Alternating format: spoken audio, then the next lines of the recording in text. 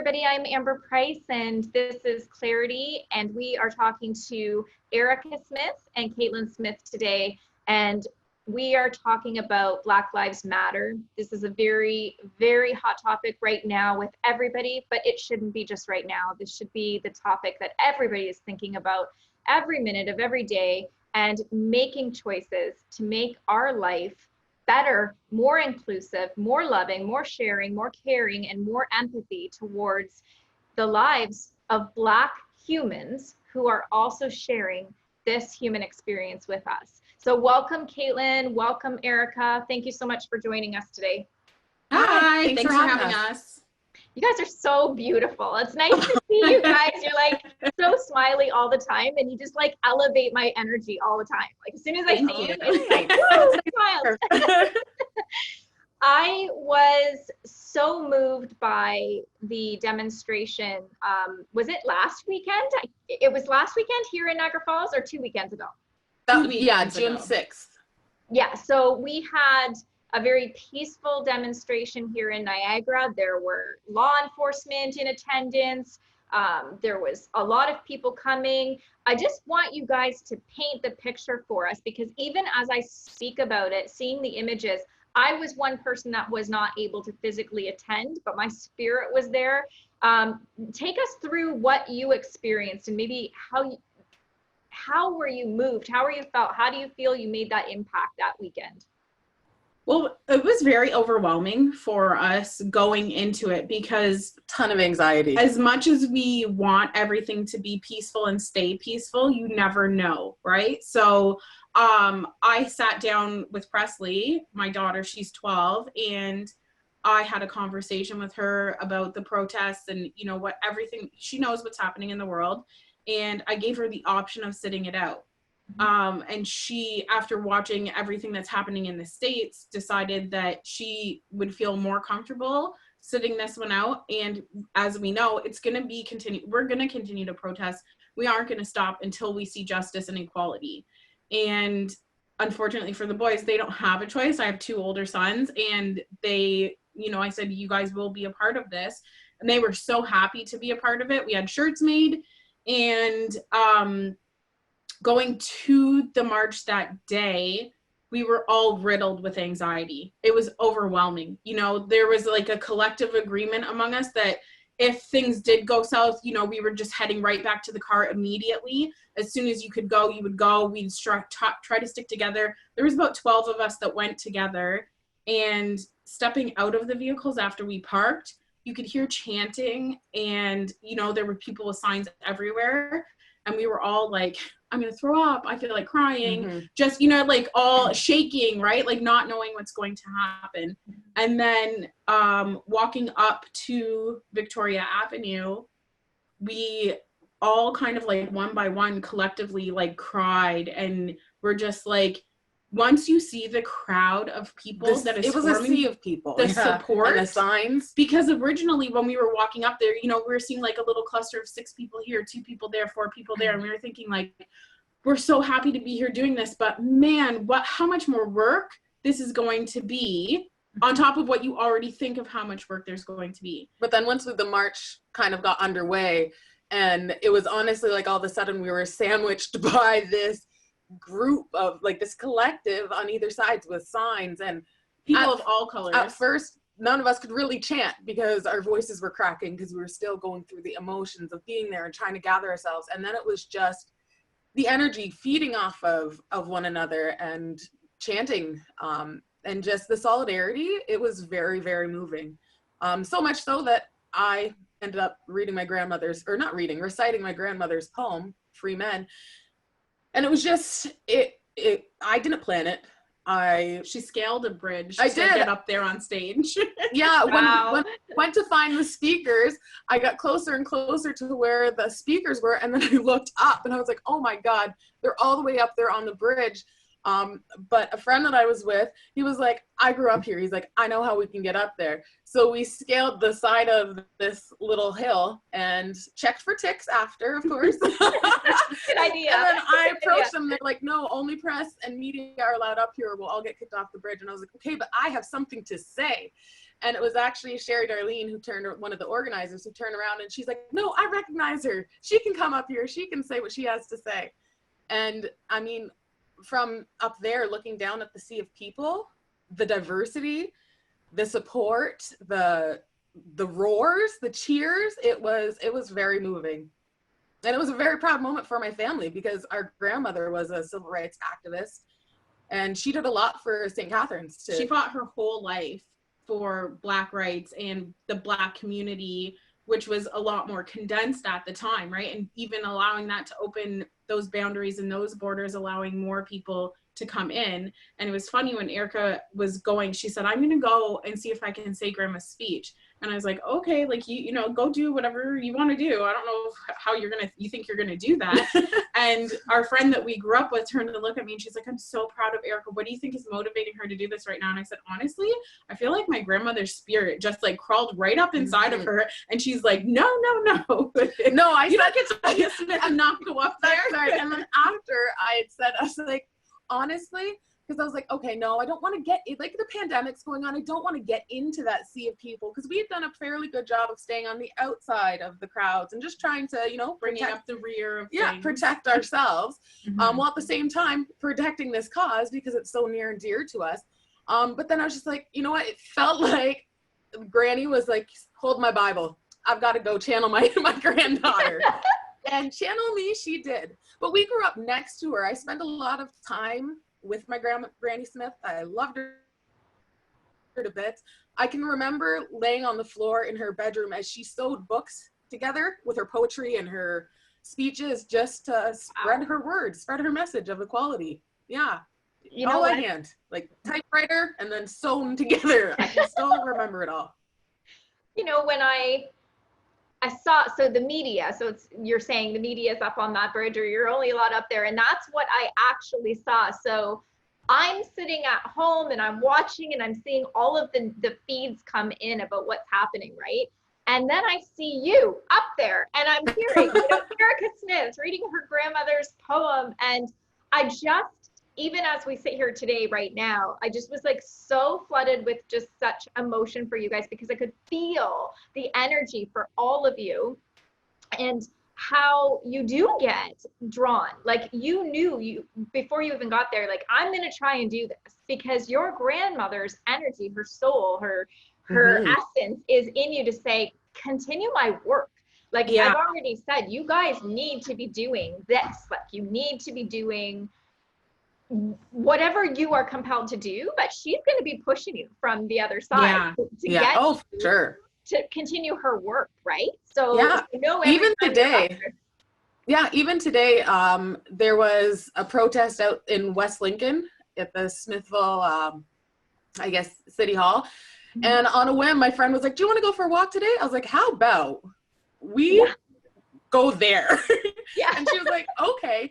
And then as they're like, would anybody like to speak? Would anybody like to speak? I'm like, people are going up, and she's like, Erika, just go. And I was like, I'm not reciting my grandmother's poem again. Like, there's only so much. Like I can do more than that, but at the same time, I was like, I don't have anything prepared. This is more an LGBTQ plus event. Like they're not event because it wasn't an event. It was a protest because what the mayor said was like, to summarize, that the fight is over. He doesn't know what we're going on about, basically.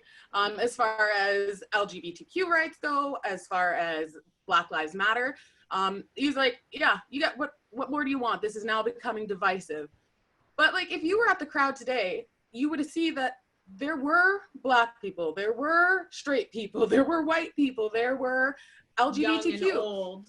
Like, it's actually unifying. It's not dividing. And his words are what are divisive.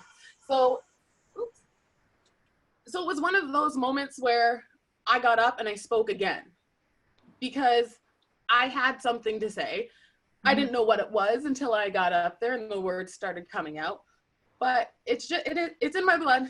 And Yeah. I feel like activism runs strong in our blood, that's for sure. And I've always done public speaking. When I was younger, through speeches in school, I did it, and I've always felt comfortable just getting up there. And like, as a teacher, I speak all the time. So like, as intimidating as it is, the anxiety for me and the worry and the I didn't say enough, I didn't do, all comes afterwards. Yeah. But then I'm still happy that I got out the message that I got out. And I'm thankful that my parents raised me to be articulate enough to be able to spontaneously get up and still present a message and have it be received. When you are out there and you're being compelled to do something from like a very higher level, it's mostly not you being able to formulate what you're saying anyway, because you are being compelled in such a way. So that's usually your ego, your mind afterwards, that we say to ourselves, oh, I should have done A, B, and C. But I will tell you, you guys did exactly what you were supposed to do. And when you're up there and you're speaking, like, know the messages at that moment are right for the audience that you have. So I know you're doing exactly what you want and what you need to do, and it's planting that seed, right? Because it's going, like, look, your grandmother's been doing this way back in the 1950s, right? So here we are in 2020. So you guys are still going to have to kind of like plant the seed of your own message. And it will evolve. Like, you kicked off with her message, and now you guys are going to evolve into what your own message is, right? Different variations of it. So what do you say to people? Like, I know you did kind of address the whole pandemic and the staying apart. Were people, for the most part, staying and keeping far apart? Because I know that kind of caused a little bit of a controversy with the fact that, you know, this demonstration was being done during a pandemic. And what is your answer to that? The first thing is always racism as a pandemic, right? Mm-hmm. So racism was here before COVID-19, and it's taken more lives than COVID-19. Yeah. And, you know, for those who thought it went away, it didn't. It's still here. It was festering under the veil of, you know, we're not living in a racist society anymore. And now with video cameras and phones and all of that stuff, it's being brought to you in your home, in your bed. You know, like, I'm waking up and I'm seeing people dying, people's lives being taken so unnecessarily. So that is the pandemic, right? We have a way to protect ourselves from COVID-19. Put on a mask. Everybody was wearing masks. Yeah. You know, like, I didn't see anybody not wearing a mask. And a lot, like, you know, if you zoom in, you might see one or two people who didn't have their masks on. For the most part, it was, you know, like, you pull it down to take a sip of water and you put it back up. But everybody was wearing masks. Social distancing, a little bit trickier, you know, because you're in a huge crowd. There are thousands and thousands of people. But we did do our best, you know. And I think people there were very respectful of the bubble. Like, as much as you could. Like, you weren't rubbing it right up next to somebody or trying to squish through. You waited till there was adequate space to get around people. And they do part ways to let you go up if you know, if you're speaking, right? Yeah. So I think, like, and the thing is that everybody who's there is like-minded. You know, we are all here to fight for this cause, and basically, COVID-19 be damned, we're here because we understand that racism is an even bigger pandemic. Yeah. COVID's taking lives, and we need to protect ourselves from it.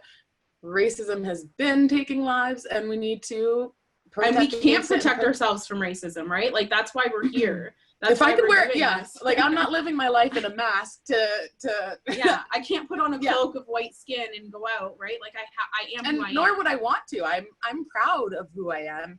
As confusing as that can be for people, I am. I'm proud. What you just said is shaken me, Kaitlin. What you just said, I can't put a cloak of white skin on and go outside. That's like, that shook me. I can't even speak, because like, that's what would protect you from racism. Like, think about that. Like, I can't even think about that. So how are you guys doing this? Like, how do you get this message across? Because I mean, as we are sitting here and we're talking and we're going over, you know, what you guys did last weekend or June 6th for Justice for Black Lives, what are you pledging to do now? What have you been doing? What's your personal experience with standing up for Black lives? What are you doing to make it uncomfortable so that people are listening? Well, we talked about this with my dad, and you know, we said we've sat in silence, we've swallowed so much, and until the emotional roller coaster of watching George have his life taken from him, it was like we were so complacent with the way that things were going. And people in our lives too. Yeah. And now I'm not going to be uncomfortable with the things that not you, but like racist people say. I'm not going to sit with that uncomfort. I'm going to express it. I'm going to let you know. Maybe my message doesn't get across to you, but you're going to leave uncomfortable. I will no longer be the one who's uncomfortable. Yeah, we've harbored a lot of uncomfortable moments over the years, or like nervously laughed it off so that you don't have to be confronted with it. But I think we've all kind of taken a vow, like, no more. It's not our burden to bear. And like, if for listeners out there, if you are uncomfortable calling people out or having those uncomfortable conversations, start with, what do you mean by that? Yeah, always ask the why. Just be inquisitive. When you hear somebody say something that has maybe you're even just thinking you detected a racial tone. Well, what do you mean by that? Yeah. Because in saying that, it's very light. It's a simple question. And if somebody comes back to you with, what do you mean? What do I mean by that? Then you already know where that conversation is going. They're closed-minded. They're closed-minded. They don't want to question their thought process or their speech patterns a lot of the time. But I think it's important that people get more and more comfortable asking just that. Like, what do you mean by that? Because in that, you're planting a seed of doubt in the way that they're thinking, the way that they're perceiving people of color, of not just Black people, right? Of Asians, because I have Asian friends who have endured so much trauma during COVID-19, you know? Oh. And so we're because it's the China virus, according to Trump. And that, I mean, the far-reachingness of the discrimination in the States, it's like the saying goes, if America sneezes, Canada catches a cold. We've got the racism here just as bad as it is in the States, maybe to a smaller amount just because of population density, if you want to get that technical. But no, racism is racism. It's here, it's there, it shouldn't be anywhere. Yeah, and I even said to Sabrina, she went to work and a coworker of hers said, I'm surprised that there was such a big turnout. And her boss is East Indian, and they kind of just looked at each other and didn't say anything to the coworker. And I said, I understand how uncomfortable that is, but ask her why. Yeah. Why is she surprised? You know what I mean? Like, because she's like, I don't know, like, what do I say? I don't want to be confrontational. I don't want to go to a hostile work environment. Ask her why. You know, because it doesn't have to be confrontational. It's an ongoing conversation. And for us, what we've talked about is the fact that we have to learn our own history. Like Erika had to Google Kunte Kinte, right? I know like tidbits of information of things. My recall is not all there. But it's hard too, because there's so many terrible stories that are so repetitive, that have very little differences in them. And it's traumatic. And it keeps repeating itself to live through it, to I think that's the biggest thing with this, because if you are not asking the questions, if you are not clarifying and asking for the clarity on what their comment was, it's not as though you have to even be asking to attack their belief system, because it may not have even been what they were saying, or it was. and then you do plant the seed of education. And you don't have to have a rebuttal. No, it can just carry on a as a conversation where you're not trying to prove a point necessarily, because maybe you don't have enough information on the topic or whatever the statement might be. But just like you said, planting that seed of doubt, that seed of, well, why did I say that? Why have I thought that way? And that's how the conversation can continue. If you don't have a rebuttal or a historical fact to bring up in that conversation, that's fine. Yeah. Just plant that seed.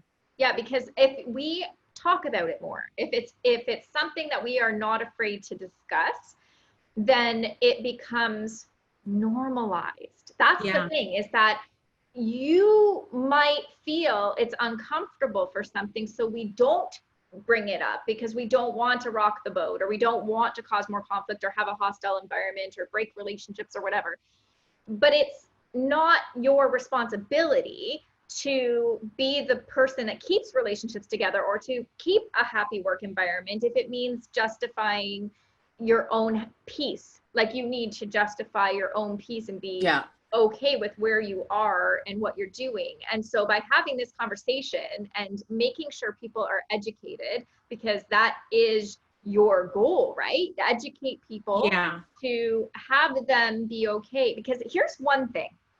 So when we were talking about your kids, Kaitlin, and then with you, Erika, being a teacher, what are we doing to educate the children? What kind of, if you're talking to, a parent at home who's dealing with racism and maybe bullying or whatever, what are your tips to have those parents talk to their children about this in a way that allows them to be educated as well? That's a tough one. We were actually talking last night. I'd say in school right now, we're not doing enough. Yeah. And that's certainly something that I'm going to find my way of trying to make it. Bridging the gap. That gap and making it something that's openly or talked about. A friend of ours has 2 Black daughters and she's white, and we at Zane's birthday dinner last night, she was saying she doesn't know what to say to them. She doesn't know the right things to say to them, right? Yeah. And so I listed movies that are age appropriate for them, like Ruby Bridges, you know what I mean? If you talk to them about what's going on in the news, CBC has a kids news line, right? A news outlet for kids that talks about racism, the pandemic, everything that's going on in the world at a kid appropriate level.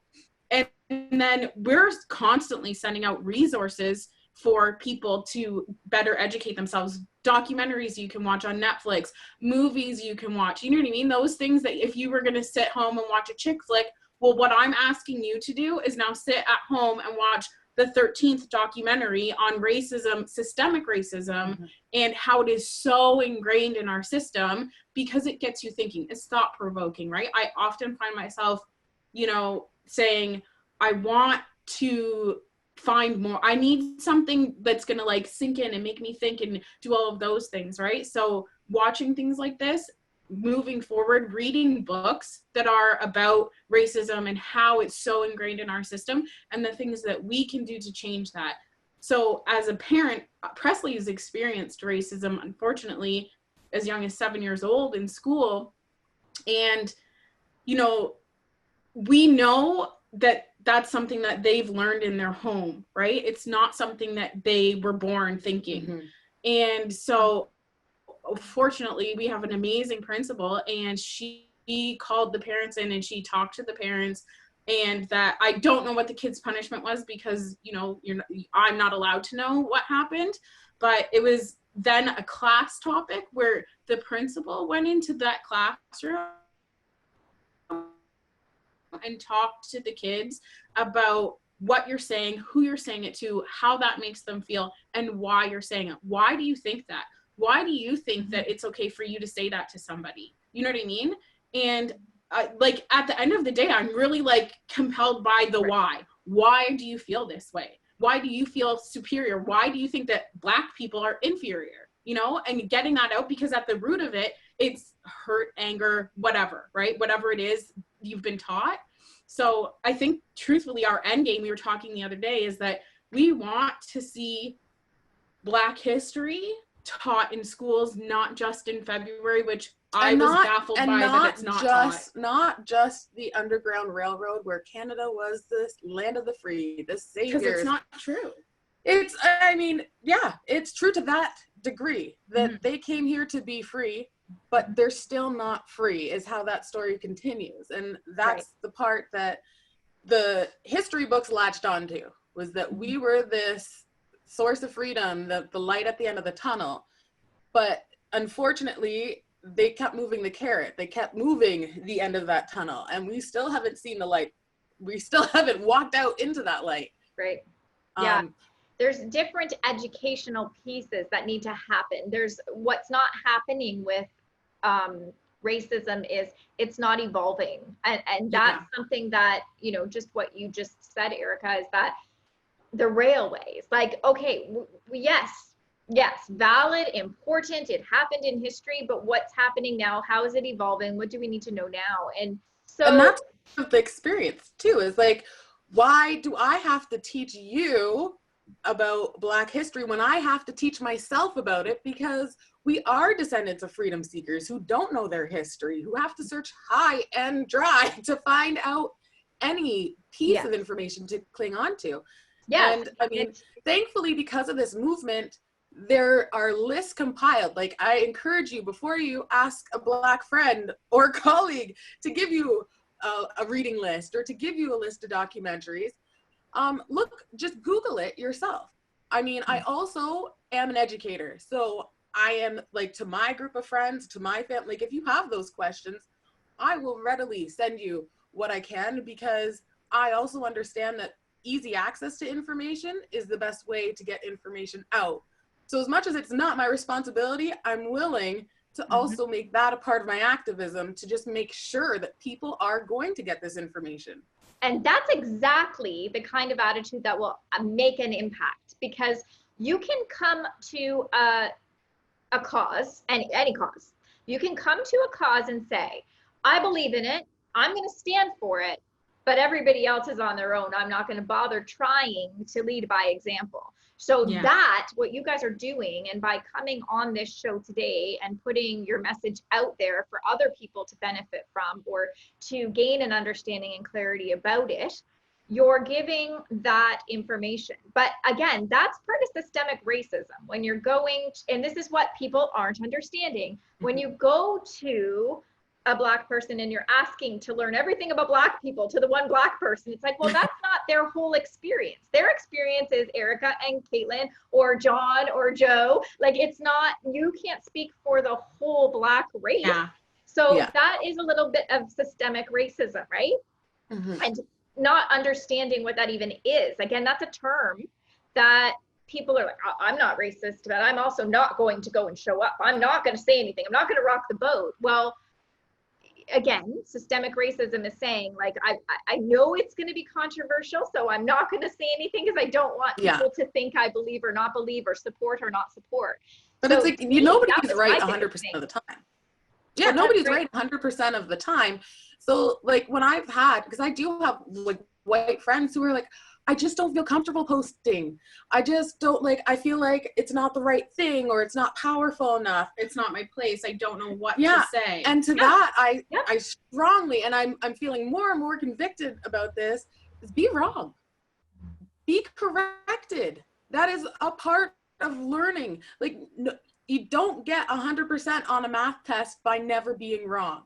Right. You get that 100%, you get that support, you get to that place by making mistakes and learning from those mistakes. So if you need to be corrected because a view that you posted isn't on point, then let that serve as your education. But be open to it, right? Open to being corrected. And also, I think that the big problem that we're coming across right now is, like, saying, I'm not racist, Black, and I'm, what you've just said, what, like, you're right now, just believe me, because I'm the person who that's affecting, not you. It's affecting you, but it's affecting me, right? Yeah. That is, like, you have to be open-minded. You have to be open to hearing that you're not right and correcting it in the future. You know, there's so much perception that like when we go back to Sabrina's example about the coworker saying, I'm surprised there was a turnout. To me, my brain goes to maybe because it was the pandemic and we were shocked we were allowed to gather in large masses. Like that's where my brain went. You know, who knows? I'm not speaking for this person, but I'm just saying, like, it could be because it is something someone might not have been in that train of thought. And don't get me wrong, I know there are way too many people that have that train of thought, but it's just, in my mind, I might have said something like that in total, like, error because it was meant to be about something else. Like, I almost feel like I'm thinking, like, do you say something and then it does get misunderstood? And is that part of the problem? Because you don't want to say something that's going to be misunderstood, but you also should say something. That's part of it. Right. You have to say something so that you have that learning experience. And if you say something in support of the movement, who's going to dare criticize you? Because what you're trying to support this movement that is so important to Black people and Indigenous people and anybody, any fringe group or that society has decided are fringe and not accepted.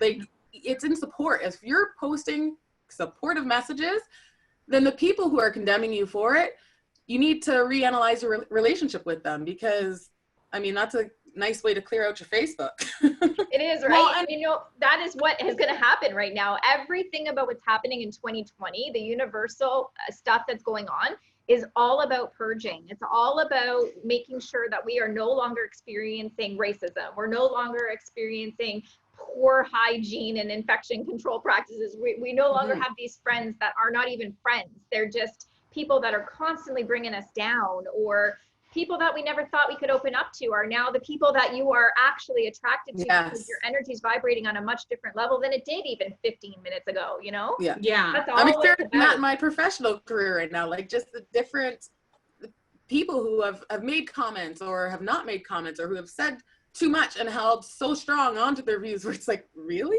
Okay. Like, okay. It's an awareness.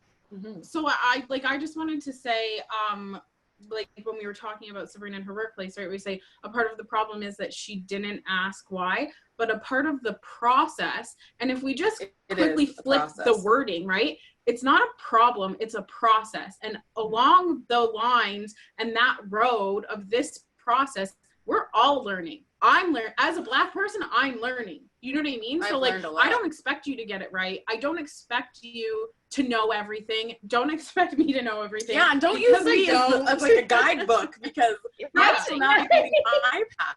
Yeah. And correct me if I'm wrong too, because I'm very open to it. Yeah. So it's a process, right? And we know that we will have people, like my inbox is currently flooded with people like, I just want to ask you this one question because I think it would be easier to ask you via text or via, you know, your Facebook Messenger rather than in person, because, you know, I don't want to be racist. I don't want to come across as racist, right? So it's a part of the process for all of us, right? That is inclusive, the process. It's for everyone. Yeah. This is the part of the education piece. And I'm hoping that you guys are seeing what I'm seeing right now, where you have just really gone, you know, just, it's like a drop in the pond of what you're doing, because what I'm hearing you say and what I'm hearing spiritually saying is you guys are going to be running some sort of alliance or some sort of community where you are able to get people those resources, to give people those, so that they're not flooding your inbox. They're like looking on their website and saying, hey, this website has everything that I need to know, or to have the etiquette or the compassion or the sensitivity in saying or doing. And, you know, to hit the teachers, to hit the schools, to hit them early where they're getting that. Now, there are obviously, with everything, other factors. You have generational belief systems, so things that have gone back in families for years and years and years. Or you have limiting belief systems, which is, I've created this thought and this is where I'm sticking to. So when you are having these conversations, or when there is an opportunity for education and clarity, you almost have got to let that process happen, because it's not going to change somebody's generational belief system in that second. What it's going to do is it's going to allow them to rethink everything that they have thought they knew, and then go from there with the information that they have. But what the main thing is, not to let this go away, to keep going. That's it. You know, it's a marathon, it's not a sprint. That's right. And George Floyd's death has inspired, again, everybody to come together as a community and to fight and deconstruct this racist community. Whoever is racist, and how this community is being built up and supported. So him serving the community at large by his passing in the way he did tragically is giving everybody that new conversation again, or resparking the old conversation. Exactly. And I have to say too, that to add to that, because we're in a pandemic, no matter where you are in the world, you're being affected by it. Work weeks have been decreased. People have the time to be doing this. And like, it's frustrating, because even today at the protest, this older white man pulled up in his pickup truck, not to paint the scene that the words would paint, but he pulled up in this pickup truck and he rolled down his window and he screamed, "You all must be on welfare." Because we were not at work, had the time to protest. So he's holding his bigoted views from the 60s, the 70s, of what it looked like when Black people or gay people were out trying to protest for their rights, and projecting it onto us now, which we don't call it welfare. It's like, it's a dated term to begin with. But yeah, it's just, and I think what's really important is for people to understand, like, we're fighting for our lives. You know, like we aren't just doing this just to stir a pot. We are literally fighting for our lives. And the gay people, the gay community, they are fighting for their lives too. Like, this isn't fun for us. We talk about it all the time, like, it's exhausting. My goodness, like, we're so tired, like, so tired and so drained. From the emotional side of it, I don't want to do it. From the activist side of it, I'm like ready to be there. I've got this fire inside. I will be there, and I won't let myself down by just feeling bogged down by. You know, Zane said about going to this march this past Sunday, he was like, "Mom, I'm really concerned." He's a germaphobe, and he's like, "I'm really concerned about COVID-19, and I think I'm going to sit this one out." And I said, "You don't have the choice to sit this one out. Unfortunately for you, the color of your skin demands that you show up and show out. So COVID-19, put your mask on, carry your hand sanitizer, you're going, you know, we have to be there." And that's been what I've been grappling with lately, about like seeing my friends. And I've been at now 3 different protests. And then when I come home and I'm looking through social media and I see their stories and I see what their life got to be. They got to be at a park, hanging out with friends, visiting family, like seeming so carefree, whatever it might be. And just seeing those differences, because I've lived so much of my life wanting to fit in and just wanting to be in that group that I didn't let myself feel different. And now I'm confronted with, my life is different from yours. You don't have to be there, because nothing's ever going to change. People aren't going to change their mind. Whatever your view might be, you want to protect yourself from the pandemic, from the virus, whatever it might be, but or maybe they're making I don't get that choice. Changes. I do not get that choice. And you can say that I'm making that choice for myself, but I don't get a choice. I need to be out there, because these are my people who are being affected by this, who are being killed. And it's just like, I'm sorry to get emotional right now, but it is emotional for me, because I'm really seeing the differences in how, as a biracial person, my life isn't the same as the lives that I thought it was so similar to growing up. And it's jarring. And the people that you've connected with, right? Like and they're not bad people. No. It's just, I'm finally confronted with the fact that they get to live this privilege where they don't have to put themselves in danger to stop being put in danger. Right. And that's why you are doing what you're supposed to do. It is uncomfortable, it is emotional, and it is for your life. It's for your life and for your children's lives and for every other life out there that needs to have the protection of anti-racism. We need to have that so that we do not have any more deaths. We do not have any more racial slurs or separate. We've come far. We're not far enough. We're nowhere near far enough. But we have the work of people that are out there. And like you said, Kaitlin, you said there were all skin colors out at the Niagara Falls protest. And that means something, because that means that it's not just your Black community that's supporting you. It's other races that are supporting you as well. And that it's not just a racial decision to be racist. It is it's a mental, ego-based, mind-based decision based on how we believe something to be or how we don't understand something to be. So we make those choices and decisions. And I'm hoping that Hollywood, I'm saying Hollywood, but like I'm hoping that media and Hollywood and all these movies will start to do more for the Black community so that there is less of that stereotyping. And more. Like I have to bring her up, I'm sorry, but there's Shonda Rhimes who does Grey's Anatomy, and I love her. Right. And Scandal, like so, very well. right. But I think all the time, what a spiritual being, how in touch she is.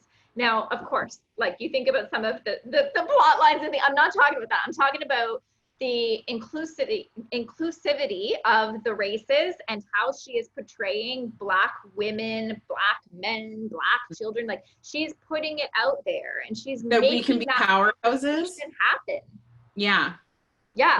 Like these women, like you know, being put in positions like leading roles and positions of power. That's what we need to see more of, because regardless of what happens, those things have the power of persuasion. And when we are always watching the same types of things, we're not getting that. That's where these people are, these children, like myself included, where you're seeing something happen all the time in a certain way. You know, I'm just going to use a dumb example, but fairy tales. I always thought you just grew up, you met some guy and you lived happily ever after. And I was like, Jesus, he didn't do me any favors. That's not how it goes down. Right? Yeah, it's a stupid example, but it's just like the power of persuasion from even a young age, right? Yeah. So my hope for everybody is that is what you can see, is that the media, Hollywood, news stations, like everybody is talking about this and not letting this conversation go. Because it isn't a fad. It isn't just a trend that's happening right now. It's not something that should be taken lightly. Like this is about saving lives. This is about breaking down those barriers. So I really, really thank you guys for coming on today and sharing this information. And I hope that whatever you do in your future, you know that you're being divinely guided, and that regardless of who is going to come across your path to break you down, because it doesn't matter who you are, there are people that are going to be out there and try to throw a rock into your groove there so that you try to fall. But just know that you're doing the bigger picture and you are being called to action. And I thank you. And thank you for everything that you shared and educated us on. And I hope you continue with it.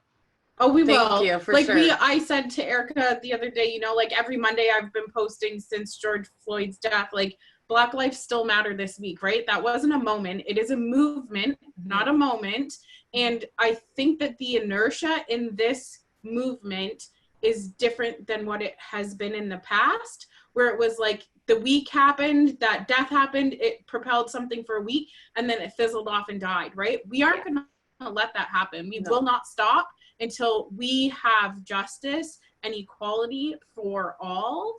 And this one, we can see a light in the tunnel. We don't see it. We're not at the end. We are nowhere near the end. See that but flick, we can flicker of see, light. you know, like there's a flame, and it's gonna start a fire, and we're gonna set the world on fire. Not just us, like other people too. But that's it. This movement has set the world on fire. You see it happening in France, in Berlin, in the UK, in Africa. It's happening everywhere. Some of them are literal fires, which like we don't Yeah. want that to be the thing, but you know, it's happening, Hey, and yeah. we can't change that, right? But we're gonna keep the fires burning. We're not gonna let this one burn out. Good. And just, you know, just a side note, just my spiritual belief system based on my work in this industry, there is no color or gender to souls when you pass away. So Yeah. this is just our human experience because of the bigger picture of the lessons that we're teaching. So if you know, just think about that for a second. There is no, you know, lesbian, gay, you know, black, Asian, white, like all of that ceases to exist once you go into your essence, right? So Yeah. so that in itself is everybody's equal. Yeah. At the end of the day, every soul is equal because you're just taking your spirit with you. Yeah. Yeah. All right. Well, thank you very much again. And I look forward to supporting you in whatever way I can and whatever way anybody else can. So if you have any information and you want me to share the links, just give it to me and I will share away. Okay. I will send you a bunch of links when we're done. Perfect. Okay. All right. Thank you. Thanks, Amber. Have a good one. Thank